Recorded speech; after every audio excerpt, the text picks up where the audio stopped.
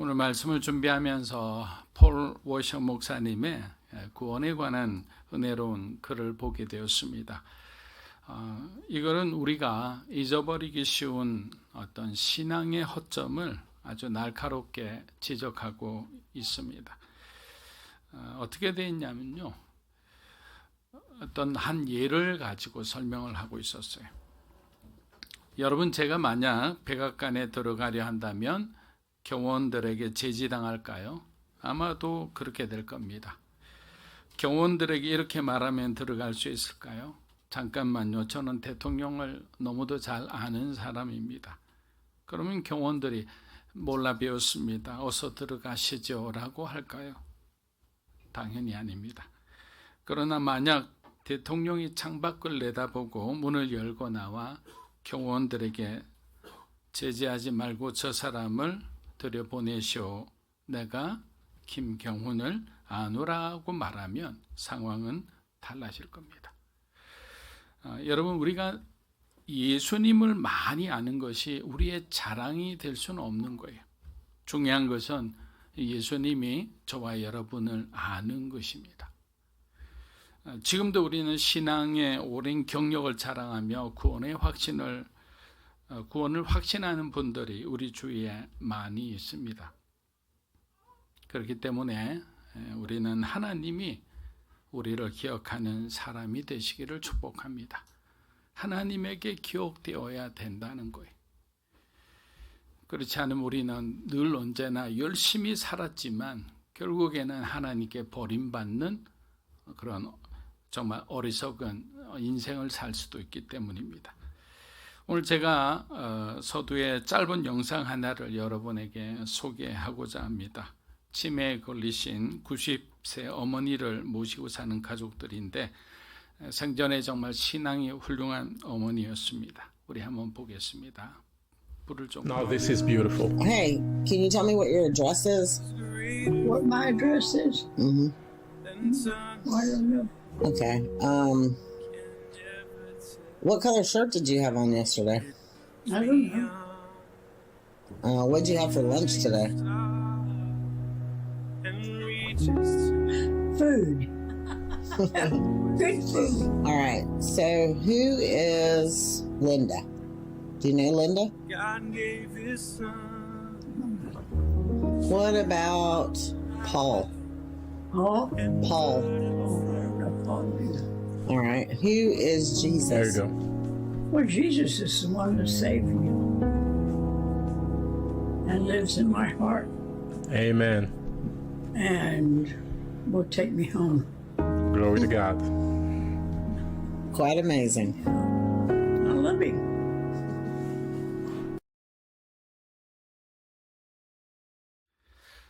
이 영상을 보신 많은 분들이 감동을 받고 이런 댓글을 남기셨습니다.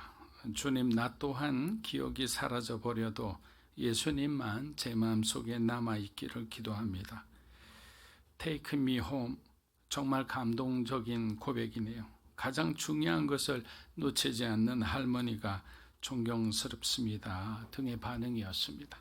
사랑하는 여러분, 우리가 설사 기억을 완전히 잃는다 해도 앞서 말씀드린 것처럼 예수님은 우리를 기억하고 계시는 거예요. 그래서 우리가 할머니의 고백처럼 우리를 본향으로 인도해 주시리라 믿으며 오늘 하루하루 주어진 우리 하루에 충성을 다해야 되리라 믿습니다. 우리가 성경을 공부하고 말씀을 따라 기도하는 것은 결국 하나님 나라에 들어가기 위함입니다. 그래서 우리가 어떤 거창한 목적을 내밀지만 사실은 딱 하나인 거예요. 구원받기 위해서 우리는 신앙생활을 하는 거예요. 그러나 우리가 잘못 배우면 우리의 구원에 치명적인 오류가 생길 수가 있는 거예요. 예수님에 대해 여러분들이 신천지나 통일교에서 예수님에 대해서 배웠다면 그 사람이 구원받는다고 말할 수 있을까요? 갈라디아서 1장 우리 8절에서 9절 한번 읽어보겠습니다. 그러나 우리가 너희에게 전한 복음 외에 다른 복음을 전하면 저주를 받을지어다. 우리가 전에 말하였거니와 내가 지금 다시 말하노니 만일 누구든지 너희가 받은 것 외에 다른 복음을 전하면 네, 갈라디아서 1장은 다른 복음을 전하는 자들에 대한 바울의 경고를 통해서 우리가 바른 교훈을 따를 때만 참된 구원이 이룰 수 있다고 강조합니다. 다른 복음이라는 것은 예수님 플러스 뭔가 다른 것을 붙이는 거예요. 예수님만으로 충분하다, 예수님만으로 구원을 받을 수 있다는 것은 바른 복음이에요. 그러나 예수님 외에 다른 길이 있다고 그 여지를 두는 것은 다른 복음이에요. 맞지 않는 거예요. 마지막 시대의 신앙의 뜨거운 테마는 무엇일까요? 저는 균형의 신앙이라고 생각합니다. 기도와 말씀의 균형, 빵과 복음의 균형, 영성과 이성의 균형, 예배와 사역의 균형을 이룰 때 우리는 올바른 영적 분별력을 가질 수 있게 됩니다. 미전도 종족이라는 개념을 처음으로 주창하신 퓨러 신학교의 랄프 윈터 교수님이 동경에 내한하셨을 때 두 가지 질문을 드린 적이 있습니다. 선교사로 정말 오랫동안 봉사하셨는데 선교사란 무엇인가? 선교사의 정의에 대한 거와 오늘날 교회가 잊어버리면 안 되는 가치는 무엇인가에 대한 것이었습니다. 랄프 윈터 선교사님은 이렇게 대답하셨습니다. 선교사란 내가 죽고 예수가 사는 사람들입니다. 그래서 모든 것을 내려놓고 주님을 위해 훌훌 떠날 수가 있는 것입니다. 자기가 사는 사람, 예수님이 죽고 자기가 살아있는 사람은 결코 헌신할 수 없어요. 주님을 위해서 희생할 수가 없어요. 왜냐하면 모든 것이 아깝기 때문에, 내가 지금 가지고 있는 모든 것이 내 것이라고 생각하기 때문에. 그러나 내가 죽고 예수가 사는 사람은 하나님이 일으키는 변화의 중심에 사용받는, 쓰임받는 사람이 되는 거예요. 그의 인생은 아무것도 가지지 않은 바울 사도처럼 정말 자족하는 믿음으로 충만한 사람이 될 수 있는 겁니다. 그리고 교회에 대해서는 이렇게 말씀하셨습니다. 죄에 대해 설교하지 않는다면 교회는 세상을 향한 영향력을 잃어버릴 것입니다. 교회가 죄에 대해서 이야기를 하지 않는다면 구원에 대해서 이야기를 하지 않는 것과 마찬가지인 거예요. 이 말씀을 통해 우리는 선교와 교회의 본질에 대해서 다시 한번 깊이 생각하게 됩니다. 교회는 세상에 그리스도의 복음을 전하는 곳이며 우리의 삶 속에서 예수님이 살아 역사하시는 것을 우리는 보여줘야 되는 거예요. 그래서 우리는 그리스도인이란, 쉽게 말해서 예수 그리스도를 세상에 보여주는 사람이다라고 말할 수 있는 겁니다. 마태복음 우리 6장 11절 한번 읽어보겠습니다. 오늘 우리에게 일용할 양식을 주옵시고. 자, 당시 영지주의자들은 어떻게 주장했느냐면요, 하나님은 거룩한 영적인 존재이시기에 인간의 어떤 육체적 삶에 무관심하다고 주장했습니다. 그들은 영은 거룩하지만 타락한 육체는 아무 쓸모없다고 주장했기 때문입니다. 예수님의 영이 육체의 속박에서 벗어날 수 있도록 가룟 유다가 도움을 주었다고 주장하는 등 정말 많은 궤변을 늘어놓았습니다. 하지만 성경은 여러분, 어느 곳에도 인간의 육체를 하나님이 경시했다라고 나오지 않습니다. 하나님께서 자신의 형상대로 인간을 창조하셨기 때문에 그 창조를 부인할 리가 없는 거예요. 진리를 깨닫지 못하면 우리는 항상 다른 곳을 봅니다. 왜? 우리 마음속에는 항상 대안을 찾기 때문에. 여러분이 하나님의 사랑에서 모르지면 어떻게 되는 줄 아세요? 여러분의 그 갈급한 그 사랑을 채우기 위해서 우리는 세상에 가서 그것을 찾으려고 합니다. 여러분의 취미를 통해서 그것을 채우려고 하지만 술을 먹어도 도박을 해도 여행을 가도 늘 마음은 허전한 거예요. 왜? 하나님만이 채울 수 있는 공간이기 때문입니다. 이스라엘 백성들이 출애굽한 뒤 하나님께서 며칠 만에 만나를 내려주셨는지 혹시 아시는 분 있으십니까? 출애굽한 후 며칠 만에 만나를 내려주셨을까요? 출애굽한 이스라엘 백성들이 신광야라는 곳에 이르렀을 때 그들은 45일째 되는 날 애굽에서 가져온 모든 양식이 바닥나자 하나님께 불평하기 시작했습니다. 하나님은 그들의 원망을 들으시고 바로 46일째 되는 날부터 하늘에서 만나를 내려주셨습니다. 그런데 이 만나의 특징은 오늘 하루만 먹을 수 있는 거예요. 만나에 대해서 욕심을 가지고 막 한껏 이렇게 뒤에 창고에 재워놔도 그 다음 날은 막 썩어서 냄새 나는 것이 되는 거예요. 자, 우리 출애굽기 16장 4절 한번 읽어보겠습니다. 그때 여호와께서 모세에게 이르시되 보라 내가 너희를 위하여 하늘 비같이 내리리니 백성이 나가서 일용할 것을 날마다 거둘 것이라. 이같이 하여 그들이 내 율법을 준행하나 아니하나 내가 시험하리.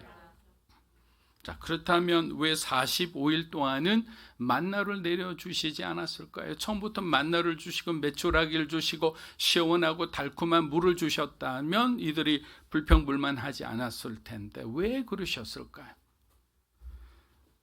첫 번째 이유는 애굽의 잔재를 없애기 위함이었습니다. 이스라엘 백성이 애굽에서 가져온 재물과 식량이 있는 한 그들은 하나님께 온전히 의지하지도 않았고 감사하지도 못했기 때문입니다. 자신들의 힘으로 생존했다고 생각하기 때문입니다. 하나님은 그들이 과거와 단절하고 새롭게 하나님과의 관계를 정립하기를 원하셨던 거예요. 두 번째 이유는 광야는 자원이 풍부하지 않는 아주 척박한 환경입니다. 이곳에서 이스라엘 백성들은 아주 중요한 하나를 배우게 되는데 그것이 뭐냐? 오직 하나님께서만 그들의 필요를 채울 수 있다라는 것을 배우게 되는 거예요. 여러분, 이 교훈 하나 때문에 40년을 빙글빙글 돌아다니면서 훈련을 받았던 겁니다. 45일 동안은 그들의 힘으로 생존했지만 이제부터는 하나님만이 그들의 진정한 공급자임을 깨닫게 되는 것입니다. 오늘날 우리들도 이 광야 같은 세상에서 우리는 어떻게 살아가야 할까요? 출애굽 시대 이 광야의 사람들처럼 우리도 하나님만을 바라보고 살아가야 되는 거예요. 힘들 때나 우리가 좋을 때나 기쁠 때나 슬플 때나 언제나 하나님을 바라보고 우리를 구원하신 예수 그리스도께 감사하며 살아가야 하는 거예요. 인생의 광야에서 하나님이 공급해 주시는 일용할 양식을 통해 우리는 하루하루 성숙한 그리스도인으로 성장해 나갑니다. 예수님은 공생의 기간 동안 많은 육신의 질병을 고치셨고 오병이의 기적을 통해 배고픈 군정을 먹이셨습니다. 오늘 예수님은 뭐라고 우리에게 기도를 가르쳐 주십니까? 일용할 양식을 구하라라는 거예요. 일용할 양식은 단지 우리의 굶주림을 면하는 것으로 그치지 않습니다. 유명한 초대 교부 어거스틴과 터툴리아는 이를 하나님의 말씀 또는 성만찬의 음식이라고 해석하기도 했습니다. 반면 마르틴 루터는 일용할 양식이란 건강한 몸과 화목한 가정, 좋은 음식, 좋은 날씨와 같은 것들이라 했습니다. 즉 일용할 양식은 우리가 이 땅에서 살아가는데 그리스도인으로 살아가는데 필요한 모든 것이다라고 할 수 있습니다. 예수께서 친히 자신을 뭐라고 이야기하셨습니까? 나는 생명의 빵이라고 하셨잖아요. 이것은 우리가 매일 생명의 빵이신 그분이 주는 양식을 먹어야 되죠. 먹어야 한다는 거예요. 하나님과 교제하면서 하나님으로부터 영의 양식을 공급받지 않으면 우리는 단 하루도 살아갈 수가 없는 거예요. 다른 말로 하면 어제의 신앙으로 오늘을 살아갈 수가 없는 거예요. 오늘 은혜 받은 사람이 오늘 은혜 받은 것으로 내일을 살아갈 수가 없다라는 것이 하나님께서 우리에게 가르쳐 주신 만나의 법칙인 거예요. 우리는 매일매일 하나님께 은혜 받아야 되는 거예요. 매일매일 하나님께 신앙 고백해야 되는 거예요. 매일매일 하나님 앞에 여러분의 사랑을 고백해야 되는 거예요. 아침에 일어나서 여러분은 하나님께 어떻게 인사하십니까? 하나님 감사합니다.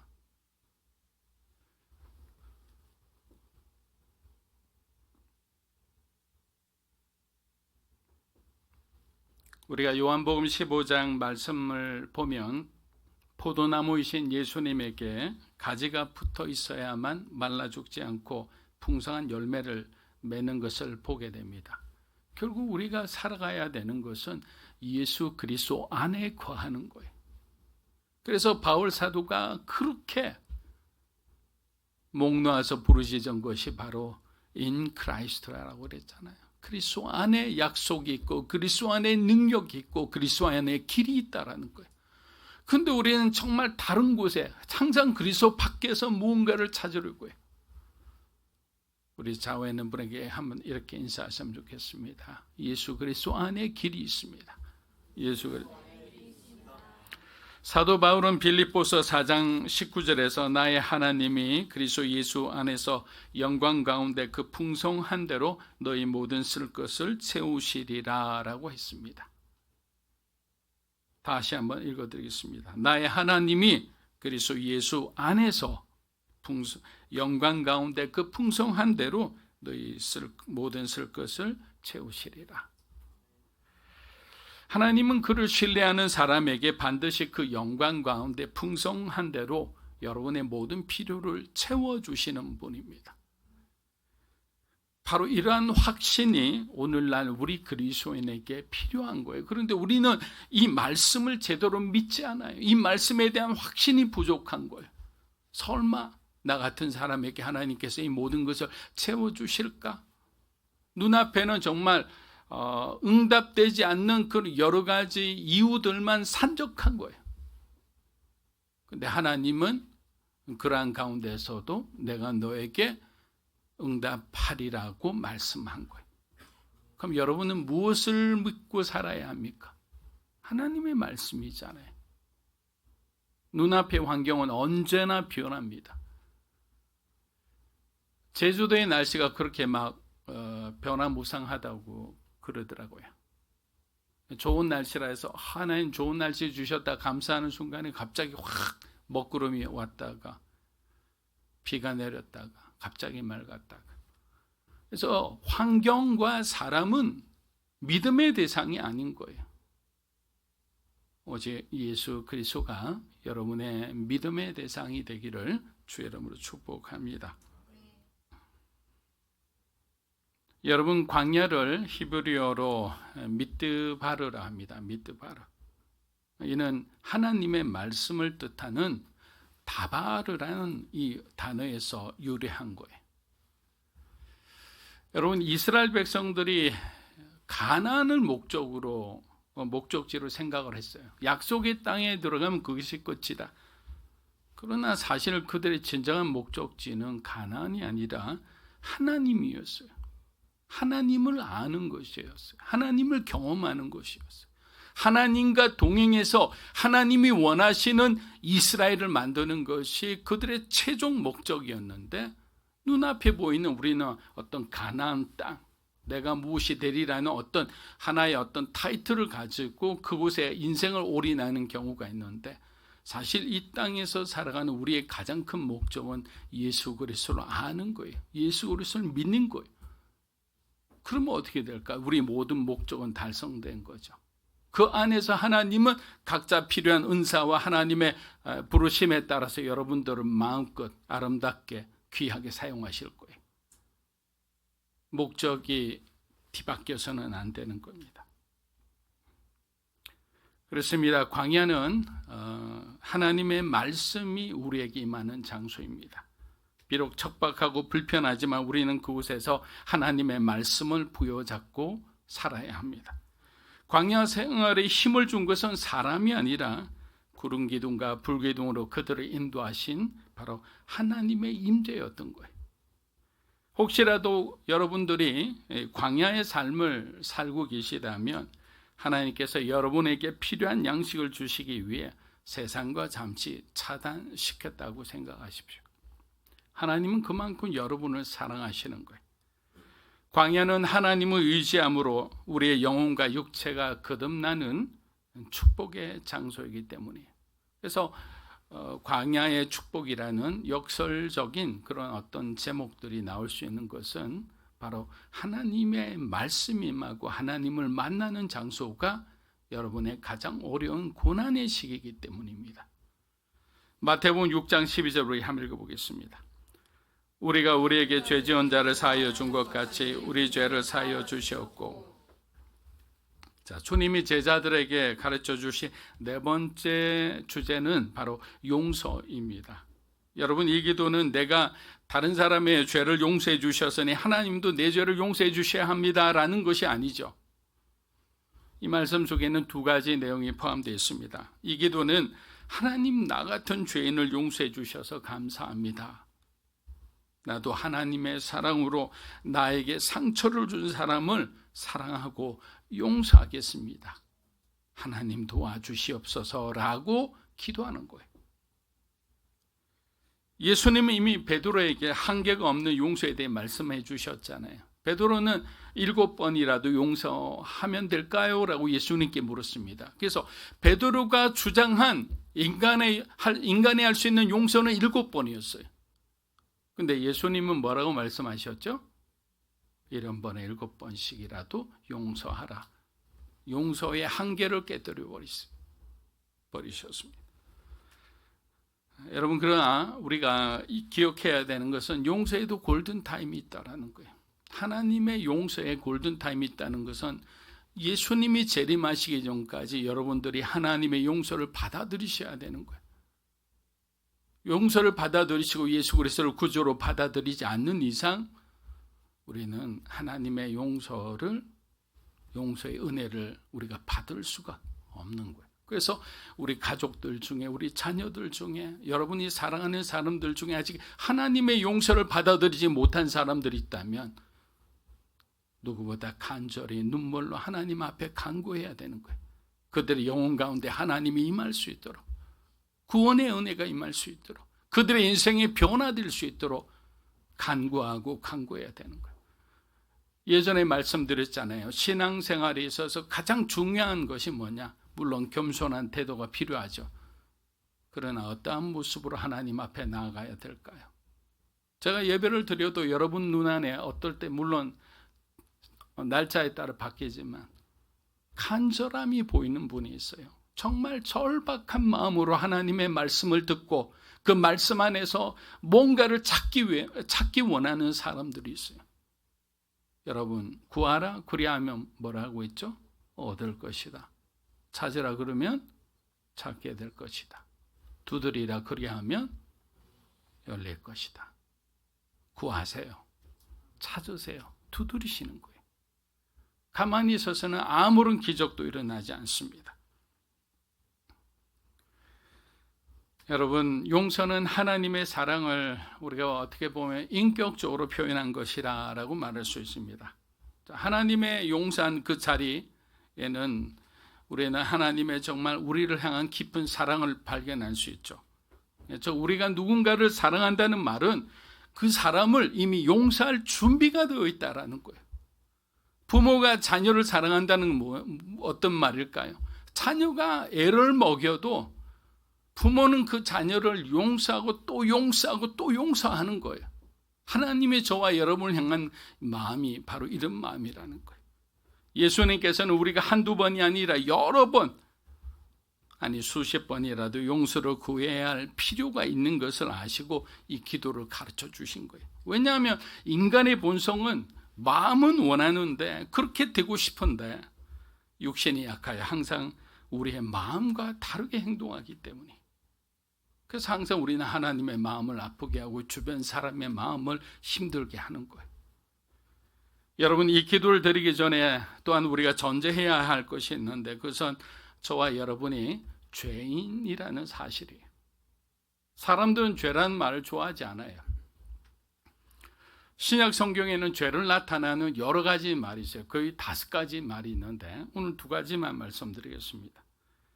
여러분들이 잘 아는 가장 잘 알려진 이 죄의 정의는 하말티아라고 합니다. 헬라어로 하말티아, 관역을 빗나가다. 우리가 흔히 죄에 대한 정의를 할 때 관역을 빗나가다라고 하죠. 하나님이 세우신 목적지, 이 타켓이 있어요.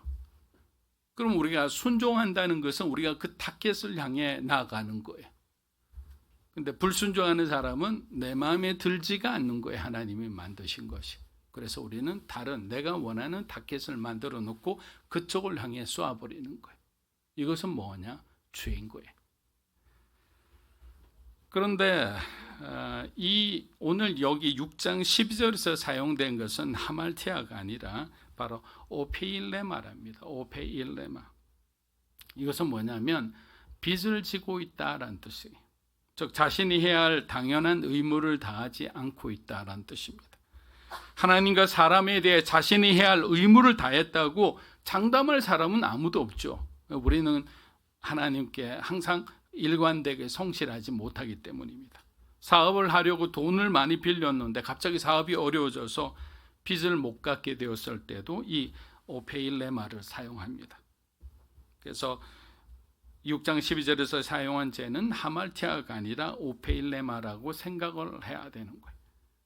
예수님은 용서에 대해 말씀하시면서 1만 달란트 빚진 종과 100데나리온 빚진 종의 이야기를 들려주셨습니다. 여러분 1만 달란트가 지금의 돈으로 환산하면 얼마나 될까요? 2,700억입니다.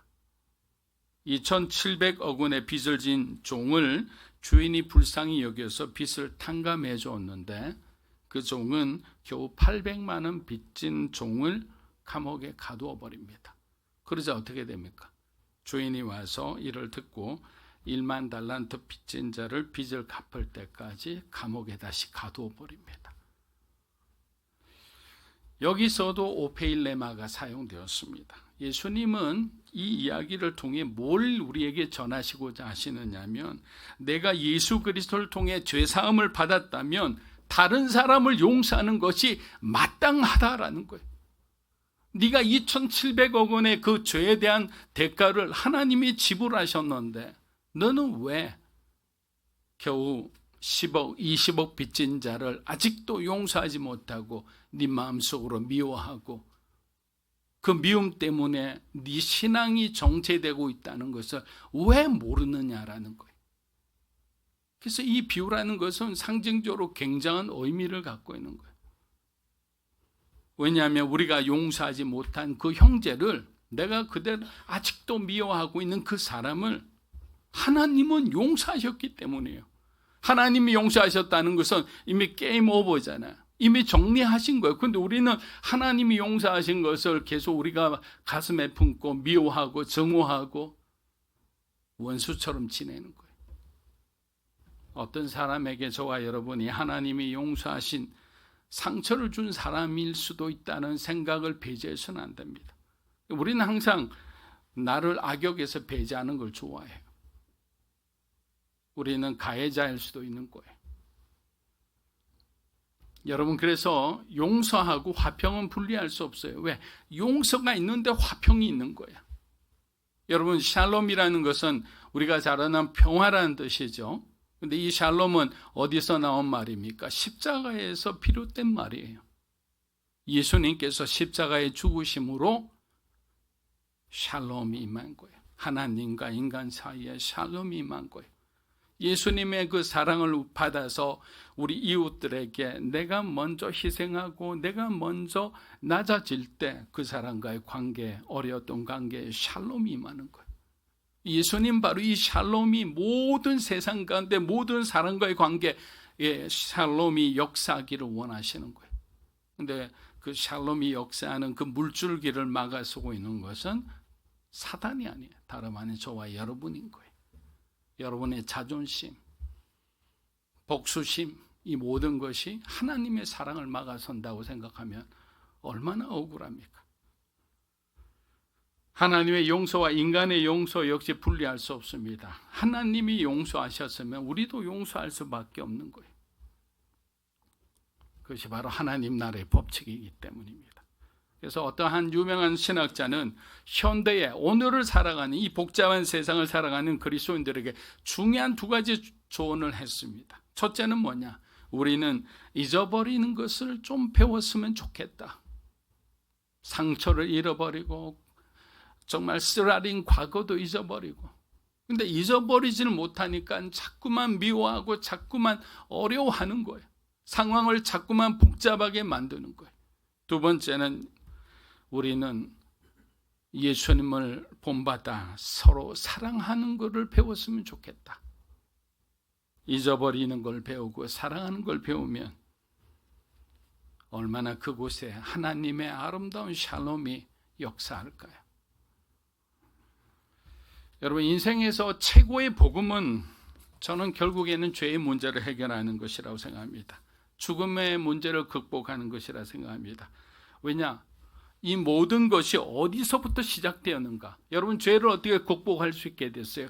죽음의 문제를 어떻게 극복할 수 있게 됐습니까? 하나님의 용서로 시작되었음을 잊어서는 안 되는 거예요.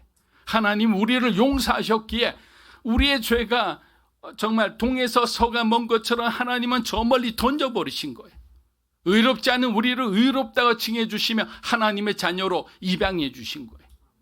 그래서 우리는 하나님 나라에 들어갈 수 있는 담대한 믿음과 용기가 생긴 거예요. 그런데는 우리는 우리 주변에 있는 우리 이웃에 있는 사람들을 끝까지 내가 이래 쥐어틀고 용서를 하지 않아요. 저도 과거에는 용서할 사람, 여러분 기도할 때 목사님들 그러잖아요. 여러분 마음속에 이 시간 용서하기 힘든 사람들을 떠올려 보세요 하면 떠오른 사람들이 없었어요. 근데 온누리 교회에서 한 22년 사역하니까 많은 사람들이 막 떠오르더라고요. 그래서 내가 정말 내가 욕심이 많았구나 이런 생각을 했습니다.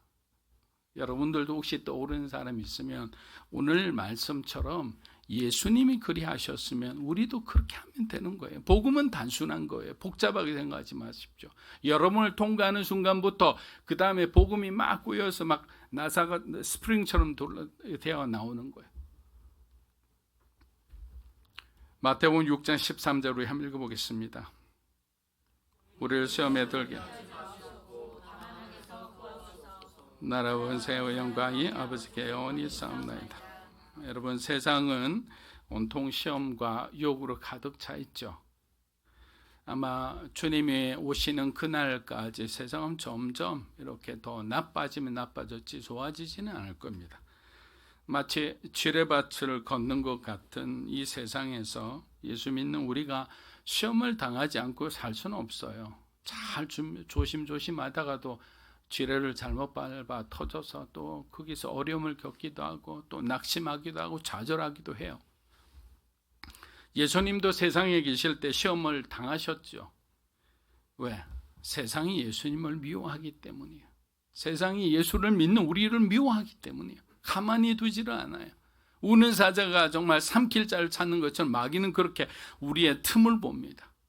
열심히 신앙생활하던 사람에게 갑자기 외로움이 틈타면 외로움을 통해 공격합니다. 분노가 생기면 분노를 통해 공격합니다. 그래서 그러나 우리가 시험 당할 때는 두 가지 반응이 있는데, 하나는 우리가 대적해서 이기는 것이고 또 하나는 굴복해서 완전히 악에 빠지는 경우가 있습니다. 그런데 여러분, 우리가 흔히 시험이라고 말하는 것은 뭐 유혹만, 템퍼테이션만 있는 것이 아니라 하나님의 테스트도 있다라는 것을 우리가 기억해야 되는 거예요. 예를 들면 아브라함에게 모리아산에서 아들 이삭을 죽이라는 것이 템퍼테이션일까요? 아니잖아요. 하나님의 믿음의 테스트입니다. 항상 우리는 하나님께서 어느 단계가 되면 여러분의 믿음을 테스트할 때가 있죠. 템프테이션은 요셉이 그 보디발의 아내로부터 유혹받은 것이 바로 전형적인 템프테이션입니다. 야고보서 1장 2절에서 3절에 이렇게 말씀합니다. 우리 한번 읽어볼까요? 내 형제들아, 너희가 여러 가지 시험을 만나거든 온전히 기쁘게 여기라. 이는 너희 믿음의 시련이 인내를 만들어내는 줄 아니라. 자, 이 구절은 우리가 신앙을 단련하고 성장시키기 위해 하나님께서 우리를 테스트한다라는 것을 이야기하는 거예요. 이러한 시련을 통해서 우리는 뭘 배웁니까? 인내를 배우죠.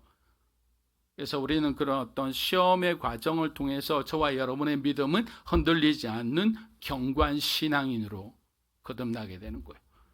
예전에는 어떤 사람이 나에 대해서 어떤 말을 했다는 걸 들으면 온 인생이 흔들립니다. 막 그냥 복수의 칼을 갑니다. 밤새 갈아서 칼이 없어질 정도에, 그 정도로 막 갈아드는 거예요. 왜? 화가 나니까. 그러나 야고보서 1장 13절에서 다른 종류의 시험에 대해서 경고하고 있는데 우리 한번 읽어보겠습니다. 사람이 시험을 받을 때 내가 하나님께 시험을 받는다 하지 말지니 하나님은 악에게 시험을 받지도 아니하시고 친히 아무도 하나님은 시험 받지 않아요. 시험하지 않으세요. 하나님은 우리에게 유혹에 빠지도록 하나님께서 그 분위기를 조장하거나 허락하지도 않으세요. 그것은 악이 스스로 선택한 결과들인 거예요. 근데 우리는 마치 하나님께서 그러한 유혹과 그러한 어떤 상황을 하나님께 허락하셨다라는 표현을 하는데 허락하시지 않으세요.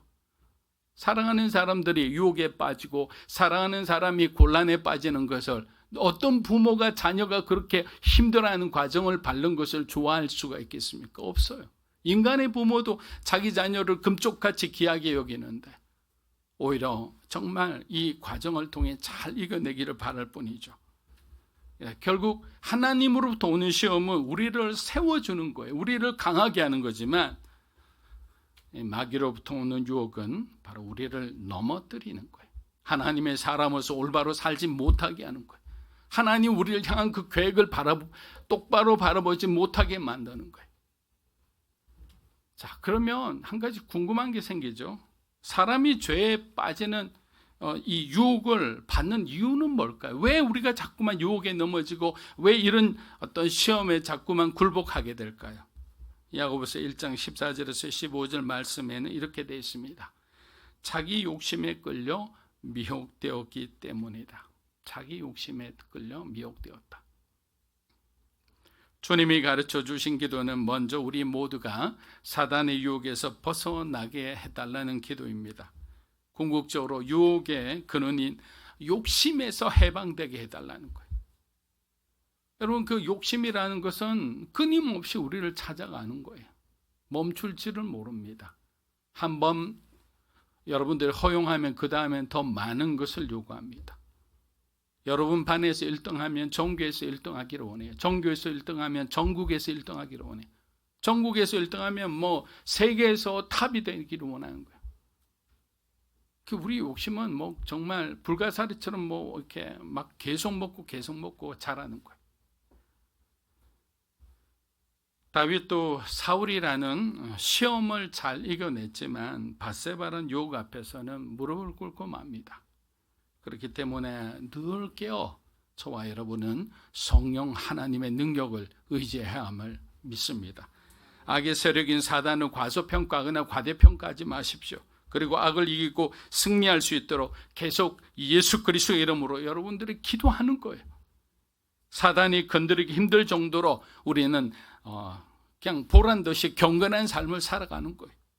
그리고 예수님이 말씀하신 것처럼 자기를 부인하고 자기 십자가를 지고 예수님을 따를 때 마귀는 두려워 멀리 떠날 거예요. 왜? 욕심과 이 본능을 부인하고 고난의 길을 자처하는 그리스도인을 제일 두려워하기 때문에. 말씀을 마무리합니다. 사랑하는 성도 여러분, 예수님은 기도의 삶을 사셨습니다. 만약 기도가 육신으로 오신 하나님의 아들에게 그렇게 중요했다면 하물며 우리에게 기도가 얼마나 더 중요하겠습니까? 우린 더 훨씬 기도에 의존하며 살아가야 하는 거예요. 우린 종종 싫어도 해야 하는 것들을 제쳐두고 원하는 것들을 막 하러 가죠. 예배드린 틈에 축구 경기를 보거나 예배드린 틈에 백화점을 가곤 합니다. 여러분, 우리의 영혼을 더럽히지 않겠다는 강한 의지를 가지고 기도하면 여러분에게 하나님이 은혜를 주시는 거예요. 시험과 유혹이 가득한 이 세상에서 하나님의 자녀로서 영혼의 거룩함을 지키며 살아가는 믿음으로 사는 게 성도 여러분이 되기를 주의 이름으로 축복합니다.